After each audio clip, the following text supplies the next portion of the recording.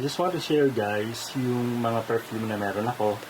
And because I really love perfume, so that's why from time to time, bumibili ako, nag-experiment. Tapos pumupunta ako sa mga perfume store here in Singapore, sa Ion Orchard.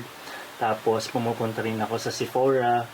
Tapos from there, may mga Pilipino tayong namimit. Tapos I always find a good perfume.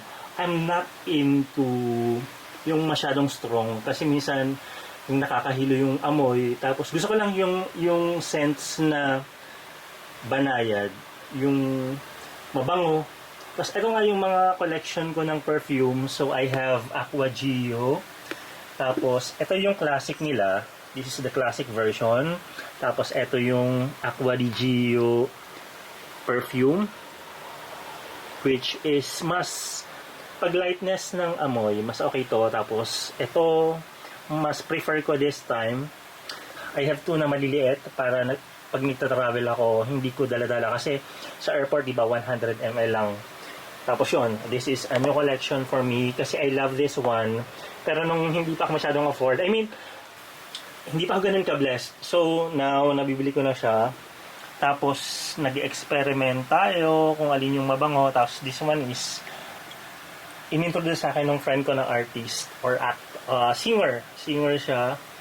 Tapos singer siya. Actually, siya ay lumalabas sa TV before. Ito yung Abercrombie & Fitch na isa to sa the best. The best. So siguro mag-a-add na lang ako ng panibagong video para ma-share ko sa inyo yung mga scents. And then isa rin to sa mga nagustuhan ko kasi nung pumunta ko sa Sephora ay sobrang ganda ng amoy. Pero kailangan ko siyang i-mix sa mga scents na to para sumabog yung bango. Tapos magkaroon ako ng scent na ako lang yung meron kasi I mix and match nga. Tapos ito yung blue, which is one of my all-time favorite from Zara. So Savage Green from Zara again. Then Issey Miyake, regalo to ng isa sa mabuti naming leader before, which is actually manager ng mga friends ko. So binigyan lang ako nila. Tapos ito inintroduce lang sa akin ng kapatid ko, which is hindi ko siya masyadong gusto. I mean, okay yung bango niya, pero hindi siya ganun ka-intense, medyo mild. So, that's why hindi ko siya masyadong gusto. I mean, mabango siya, pero parang, basta hindi ko siya masyadong type. Pero maganda ito sa summer, kasi parang yung pag natamaan ka ng araw, tapos yung heartbeat mo, yung pulse, yung chemistry niya, maganda, okay naman. And then, isa rin doon sa paborito ko. Konting spray lang mabango. Tapos, later on, sabihin ko na sa inyo kung paano mag-check or mag-verify ng perfume na, kasi minsan, di ba, may mga genuine, I mean, may mga counterfeit. So, I will let you know how to determine if the perfume is counterfeit. Hello everyone, fellow human from all walks of life all over the world. This is Cool Dudes, and for today's video guys, tutulungan ko kayo kung paano mag-detect ng fake or counterfeit or hindi tunay na perfume. Because normally, tayo, pag gusto natin bumili ng mga branded clothes, branded na mga bagay-bagay, and perfume as well, mas gusto natin yung tunay. Like yung pagkatao ng mga tao, di ba? We want a genuine people. So, in perfume also, may mga counterfeit at merong mga fake din. Pero to identify it kung genuine or original, so, maraming mga bagay or maraming ways para ma-identify natin, which is available na siya online. Pero ito ay accumulation ng mga natutunan ko as I buy more fragrance for men and for women, because nowadays and as the time goes by, dun ko na-appreciate yung bango. Kasi normally pag kahit pangit, sorry for the term, kahit pangit or kahit hindi okay, itama natin yung term, kahit hindi masyadong gwapo or maganda, pag mabango, parang alam mo yun, pag pasok mo sa mall, tapos habang dumadaan ka, tapos na-feel mo or na-sense mo, wow, ang bango. So, di ba nakaka-good vibe siya? So, on this video, ituturo ko sa inyo kung paano ma-identify yung genuine. Kasi wala akong counterfeit na perfume. And normally, I bought my perfume here in Singapore. And here in Singapore, clothing and perfume, walang genuine, walang fake. So, lahat dito genuine. So, I normally buy sa Sephora, tsaka yung, as I mentioned dun sa video, bumibili ako sa Ion Orchard. Yun. At saka, guys, ang kagandahan kasi sa original, so kaya hindi rin ako nag-i-introduce ng counterfeit. Even nung hindi pa ako masyadong afford ng mga genuine things, pero normally on clothing, pinag-iipunan ko talaga siya. Kasi kapag sa clothing, pag soft and maganda yung tela talaga, mas comfortable kang suotin. Tapos even sa shoes, pinag-iipunan ko talaga na makapag-ipon ako para mabili ko yung tamang shoes na genuine para mas komportable yung pa ako. So, ganun din sa perfume. Okay? So, first thing na pwede nating ma-identify is yung box. Yung box itself, syempre nakasealed siya. Tapos, sa ilalim, yan. Sa ilalim nito, meron siyang barcode. So, doon sa barcode, normally, nandun yung batch code. And yung batch code, mamaya ituturo ko sa inyo. Pero, doon sa packaging itself, dapat, pag binuksan mo siya, dapat yung front, sa likod manggagaling, yung sa top part. Sa likod siya manggagaling. Tapos, doon naman sa baba, dapat manggagaling siya sa likod. Okay? So, ganun siya dapat. Sa ibabaw, dapat manggagaling sa likod. Then, yung bottom part, dapat manggagaling sa unahan. Doon sa pinaka-face ng box. Okay? And then, kung mapapansin nyo rin, napaka-fine ng mga details. And, punta tayo doon sa mismong bottle. So, like Abercrombie, so napaka-fine ng details nito.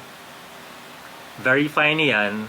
Tapos, normally guys, ang cup niya, normally yung medyo, hindi ganun ka-affordable. Like, okay, for example, like yung, like nito, it's around $100 plus. So, yung Abercrombie and Fitch Authentic Night, binili ko ito sa Sephora. So, kung mapapansin nyo guys, ano siya, ang magnetized yung cup. Tapos kahit papuno siya like this one, you see, hindi siya nalalaglag. Kasi mataas yung magnet dun sa loob. Actually lahat yan. Even yung Aqua Gio, yan, eto, Aqua di Gio. Ano rin siya, magnet din siya, magnetized. And eto namang si Mont Blanc. Normally, kapag sinil mo siya, hindi rin siya nalalaglag. Same with Polo. Yun. So, normally, magnetized. Tapos, yung pangatlo nating dapat tingnan is yung amoy mismo. Kasi pag in-spray mo siya, bango. Super bango. Okay. Pag in-spray mo siya, kapag genuine siya, naglalash siya ng matagal.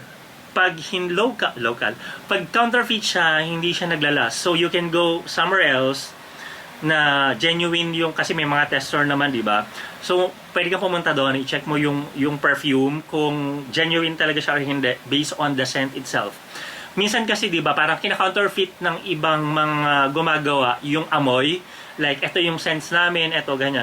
Mas maganda yung mga nagbebenta ng mas mura na ginagaya nila lang yung amoy, pero yung quality kasi nun is hindi katulad nung mga original. Kasi sila, they formulate it very well.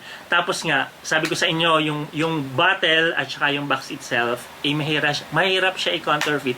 Kasi normally, pag counterfeit, alam mo na mababa yung value. So, kahit mag-search ka online, tapos nabili mo lang siya, nito, 125 Singapore dollars, so nasa around 4,000 or roughly 5,000 pesos. So kapag chinek mo online na fake siya, normally mababa yung price. Tapos isa pa, nasan? Ito, yung box. Yung box itself.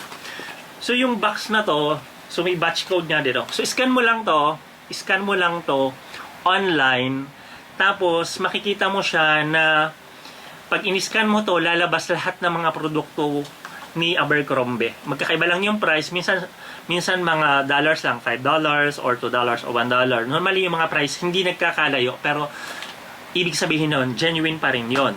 So, don't forget yung barcode. Another thing pa na pwede nyo gawin, which is yung last, check cosmetic.net. So, yung link nandyan lang sa baba, pwede nyo ma-check. I-enter nyo lang yung brand, tapos yung batch code. So, ayun guys, checking online, punta lang kayo sa checkcosmetics.net. Tapos, from here, so enter nyo lang kung anong brand name. Then, like me, I'll check yung Polo, Ralph Lauren. So, I'll just enter yung code. This is the code. So, enter natin 38 X